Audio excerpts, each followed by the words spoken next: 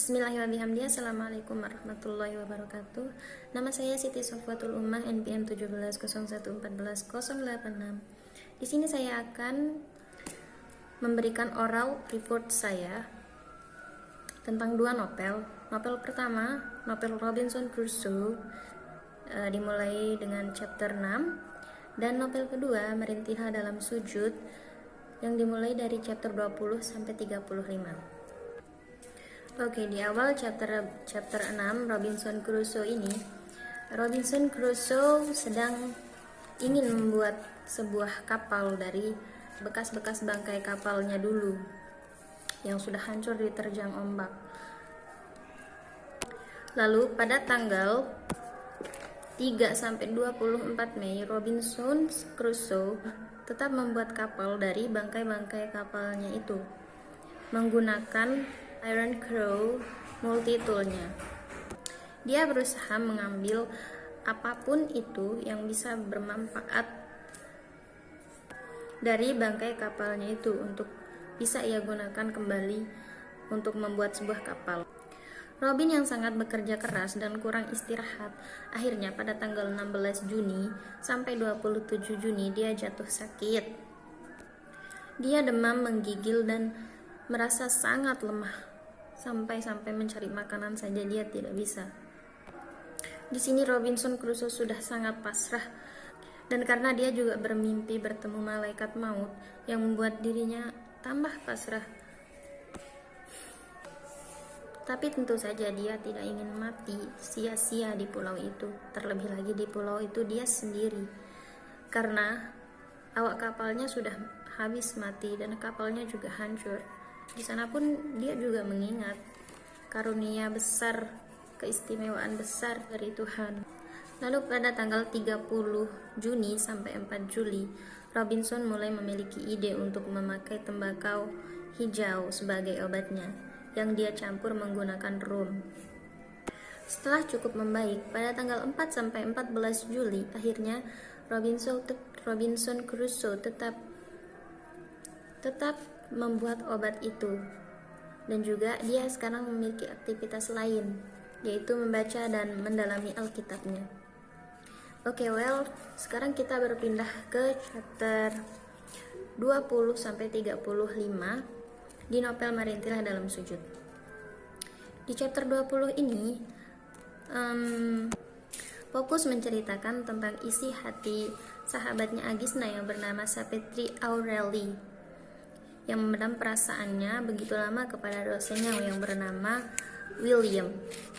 Tapi karena terlalu lama memendam, akhirnya Sapitri pun bertekad untuk menyatakan cintanya. Namun sayangnya Pak William pun menolaknya karena sudah ada wanita lain di hati Pak William. Chapter berikutnya membahas tentang perasaannya Sapitri yang sangat galau, sampai-sampai dia mendengar lagu Geisha yang berjudul Lumpuhkanlah Ingatanku. Namun semakin dia dengar lagu itu, semakin rasa galaunya timbul, dan tak terasa dia sampai tidak masuk kuliah selama 1 minggu karena perasaannya itu, dan dia ingin kembali mengobati hatinya dulu. Oke, di chapter berikutnya Sapitri sudah mulai bagus mentalnya dan dia kuliah. Tapi di sini sikapnya agak acuh dan cuek yang membuat dua sahabatnya ini agak risih. Dua sahabatnya ini yaitu Agisna dan Lydia agak risih dengan sikap Sapitri yang seperti itu. Akhirnya mereka pun bertanya kepada Sapitri, dan Sapitri berkata dia begitu ya karena penolakan cintanya, yang dimana cintanya sudah ditolak oleh Pak William. Namun sahabatnya tidak tinggal diam. Mereka memotivasi Sapitri untuk mengikhlaskan saja kejadian yang telah lalu dan memintanya untuk segera move on dari Pak William. Lalu pada chapter berikutnya mereka bertiga ini pergi hangout dan mereka merayakan sesuatu, yang dimana sesuatu ini adalah karena Sapitri bisa move on akhirnya dari Pak William, dan Lydia juga Agisna mengajak Sapitri ke mall untuk pergi bermain, berbelanja, dan sebagainya.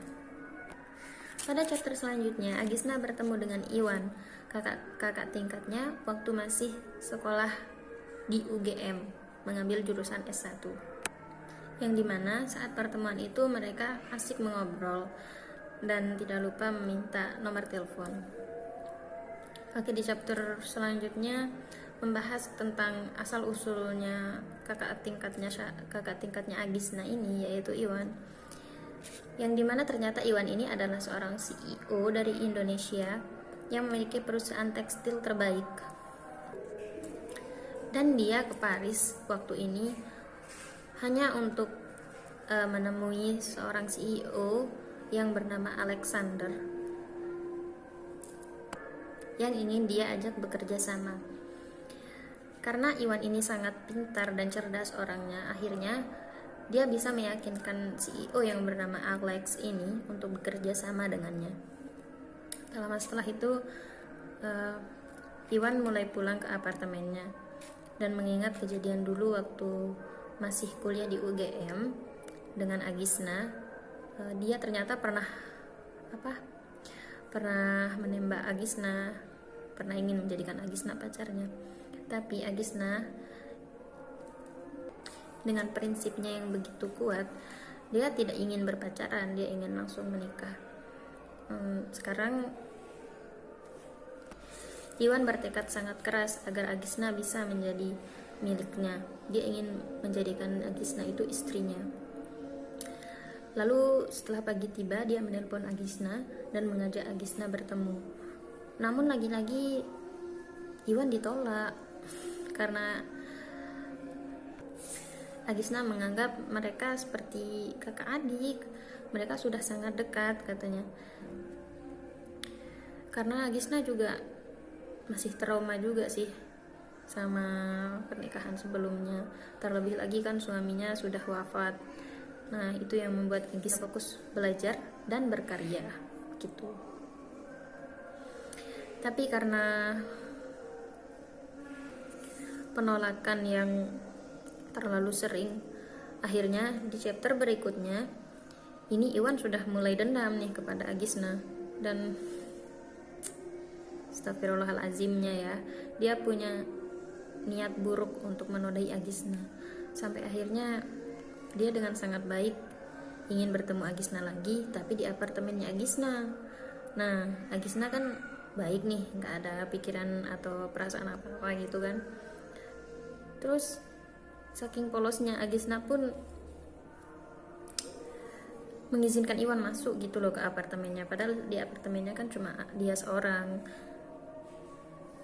Akhirnya di sana Iwan menodai Agisna, tapi alhamdulillahnya mahkotanya tidak jadi diambil karena sahabatnya yang bernama Sofia membawa security apartemennya dan mendobrak pintu apartemennya Agisna dan menghajar Iwan dan langsung membawa Iwan ke kantor polisi untuk diperiksa. Dan alhamdulillahnya Agisna akhirnya selamat mahkotanya, meskipun jilbabnya sudah terbang kemana, bajunya agak sedikit robek, tapi alhamdulillah karena dia memakai celana jeans yang membuat mahkotanya tidak bisa diambil. Oke, mungkin cukup sekian dari saya. Kurang lebihnya saya mohon maaf. Wabillahi taufiq wal hidayah. Wassalamualaikum warahmatullahi wabarakatuh.